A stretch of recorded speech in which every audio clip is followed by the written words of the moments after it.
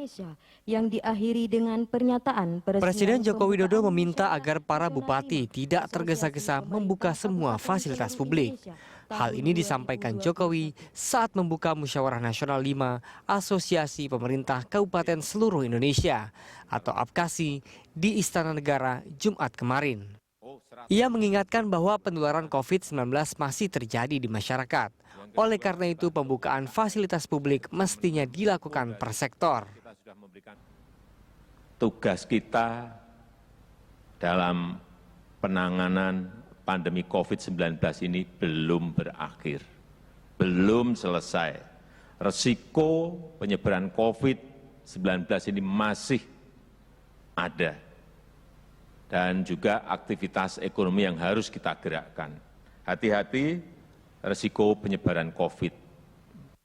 Jokowi mengatakan penanganan COVID-19 berhubungan erat dengan pertumbuhan ekonomi kabupaten, kota, provinsi ataupun ekonomi nasional. Hal ini ia akui tidak mudah. Oleh karena itu, menurut Jokowi, jika pelonggaran suatu sektor ternyata menyebabkan kenaikan COVID-19, maka Jokowi meminta agar pengetatan kembali dilakukan. Selain sektor perdagangan di pasar, Jokowi juga meminta pemerintah daerah memperhatikan penyelenggaraan pembelajaran tatap muka terbatas. Ia ingin para bupati terus memantau detail perkembangan kasus COVID-19 seiring dengan berjalannya kebijakan tersebut. Jika kebijakan itu ternyata menyebabkan kenaikan kasus COVID-19, Jokowi meminta agar pelaksanaannya dihentikan. Tim Liputan, Berita 1, Jakarta. Pemirsa, Presiden Joko Widodo meminta agar para bupati tidak tergesa-gesa membuka semua fasilitas publik. Jokowi mengingatkan bahwa penularan COVID-19 masih terjadi. Oleh karena itu, pembukaan fasilitas publik semestinya dilakukan per sektor.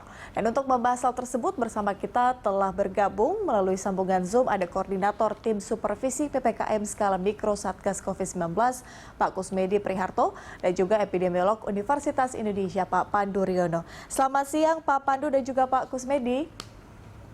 Selamat siang, Mbak. Sehat ya Bapak-Bapak ya? Alhamdulillah. Alhamdulillah. Sudah pada divaksin kah? Udah. Oke.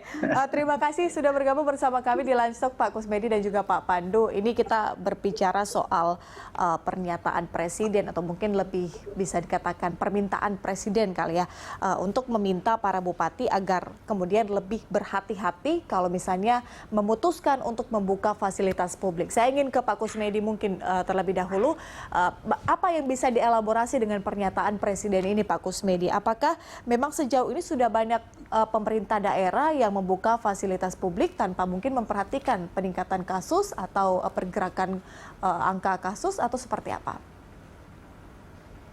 Iya, makasih. Jadi memang dengan adanya penurunan ya, memang kita melihat di Satgas kita melihat penurunan sudah selama 3-4 minggu ini angkanya memang menurun ya. Walaupun angka positifnya juga menurun, angka di rumah sakit yang masuk juga keterpakaian tempat tidur di rumah sakit menurun, walaupun ada sedikit yang harus dikhawatirkan angka kematiannya meningkat.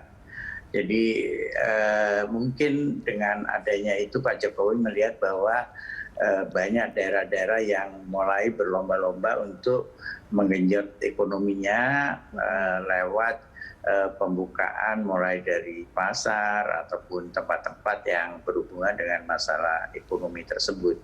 Ini memang perlu kehati-hatian, tapi dengan PPKM skala mikro harusnya daerah-daerah kan sudah punya pemetaan, karena pemetaan itu diinginkan untuk setiap kabupaten, kota itu punya pemetaan wilayah RT, RW ataupun kecamatan, sehingga dengan kita tahu bahwa ada peningkatan di sebuah RT atau RW atau mungkin kecamatan, maka pengetatan itu tidak ke seluruh kota gitu ya, tapi hanya di wilayah-wilayah tersebut diwaspadai dan segera dilakukan tindakan untuk menekan angka tersebut. Nah, kondisi yang seperti ini tentunya memerlukan pengamatan yang ketat. Mungkin nanti Pak Pandu akan bisa membahas dari sisi epidemiologi ya. Jadi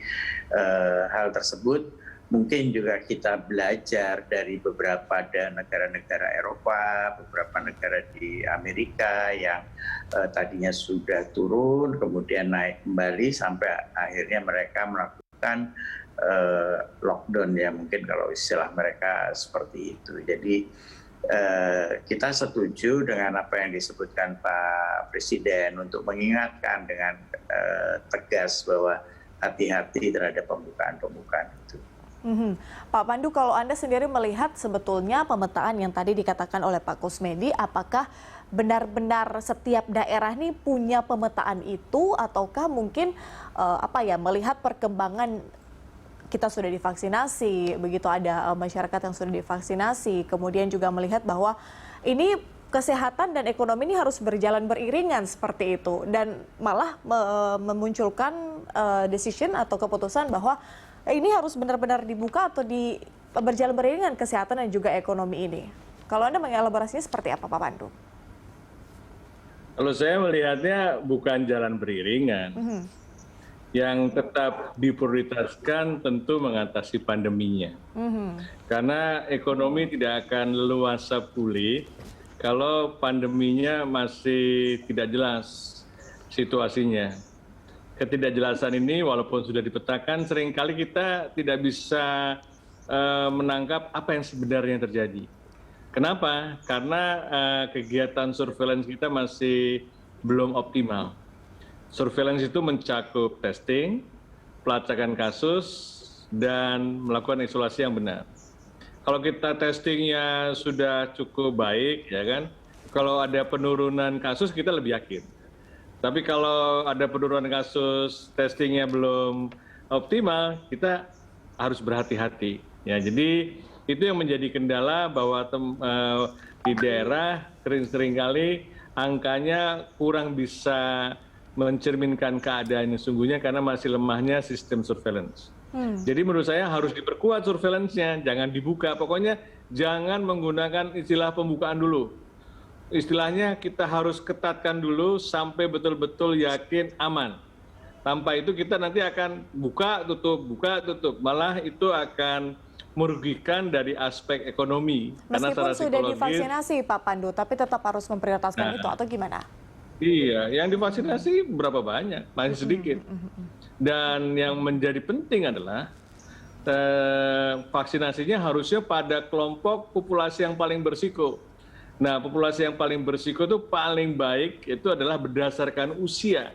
Jadi usia yang lanjut, aslinya 60 tahun ke atas, itu harus menjadi prioritas. Nah, sampai sekarang angkanya masih kecil.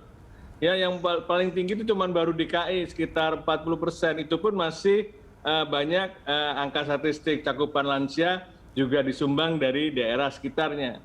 Jadi wilayah Jawa Barat masih cuma 5%, Jawa Tengah masih cuma 4%, Jawa Timur. Jadi masih sangat rendah. Sedangkan pada petugas atau pelayan publik itu angkanya sudah 12%, ya kan? Nakes bagus, sudah di atas 90%, mendekati 100%. Jadi menurut saya di tengah situasi di mana pandeminya masih belum jelas, dan yang paling penting tadi yang dikatakan Pak Kusmedi itu adalah munculnya varian baru. Nah, varian baru ini adalah B117 yang sekarang dianggap sebagai penggerak atau pendorong utama terjadinya peningkatan yang luar biasa di banyak negara di Eropa karena populasi jenis virus ini menjadi dominan. Kita sudah masuk sejak akhir tahun lalu, B117, tapi belum menjadi dominan. Tetapi kalau kita masih terus bergerak seperti ini, itu makin lama makin banyak orang yang membawa virus B117 yang lebih mudah menular dan juga akan lebih meningkatkan kematian. Caranya gimana untuk mengurangi dampak itu? Tadi testing, lacak, isolasi, dan yang paling penting sekarang adalah tunda dulu usia-usia yang di atas masih di bawah 59. Kita genjot habis-habisan vaksinasi pada lansia. Karena seperti di Inggris, walaupun ada peningkatan, tapi rumah sakitnya tidak penuh, kematian juga bisa ditekan. Karena lansianya sudah dilindungi dengan vaksinasi. Jadi vaksinasi itu bermanfaat kalau kita fokus pada penduduk yang paling berisiko, yaitu lansia. Oke, artinya meskipun vaksinasi sudah berjalan, tapi pengetatan masih perlu dilakukan untuk agar tadi adanya varian baru mungkin ini tidak cepat menular di masyarakat. Oke, Pak Pandu dan juga Pak Kusmedi, kita akan lanjutkan di segmen berikutnya. Pemirsa tetaplah bersama kami, Livestock akan segera kembali usai jeda.